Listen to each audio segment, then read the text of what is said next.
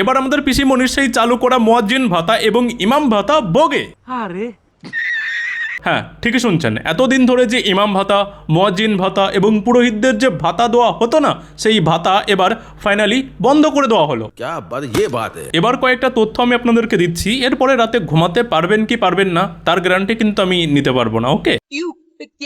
তো প্রথমেই যেটা বলবো সেটা হচ্ছে যে ইমাম আসলে কে এবং ইমামের কাজ কি। ইমামের কাজ শুধুমাত্র মসজিদে নামাজ পড়ানো, এর পাশেও কিছু কাজ রয়েছে, কিন্তু তার প্রধান কাজ হচ্ছে, একজন ইমামের প্রধান কাজ হচ্ছে মসজিদে নামাজ পড়ানো।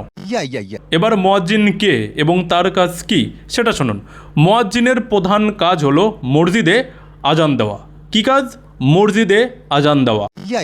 এবার ব্যাপারটা ক্লিয়ার হলো যে ইমামের কাজ হচ্ছে মসজিদে নামাজ পড়ানো, আর মুয়াজ্জিনের কাজ হচ্ছে মসজিদে আজান দেওয়া। আর এই দুটো কাজের জন্য এই দুই ক্যাটাগরির লোককে কি করা হতো?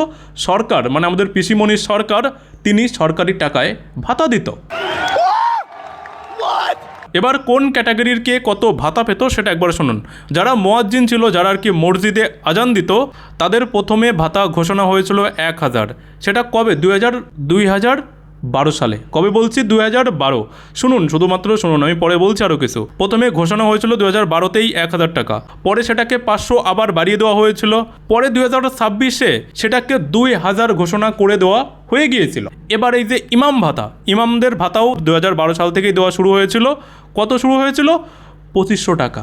যারা মসজিদে নামাজ পড়ান তাদেরকে মাসিক ভাতা শুরু হয়েছিল 2500 টাকা করে, এবং কবে? সেটা 2012 সালে। পরে সেটাকে বাড়িয়ে আবার 3000 টাকা করে দেওয়া হয়েছিল।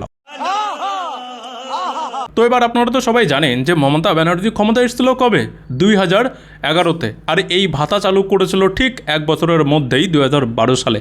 তাহলে একবার ভাবুন, আমার কোনো কিছু বলার নেই, এবার আপনারা আপনাদের মতো করে বলুন।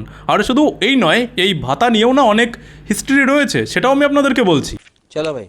দেখুন, এই ভাতা দেওয়া নিয়ে না, জনগণের ট্যাক্সের টাকায় সরকার এরকমভাবে ভাতা দিচ্ছে, এই নিয়ে কোর্টে মামলা পর্যন্ত হয়েছিল 2012 সালেই। 2013 সালে সেই মামলার রায় আসে যে এই ভাতা, ধর্মীয়ভাবে এই ভাতা দেওয়া অনৈতিক, এটা দেওয়া যাবে না, এই ভাতা ইমিডিয়েট বন্ধ করতে হবে।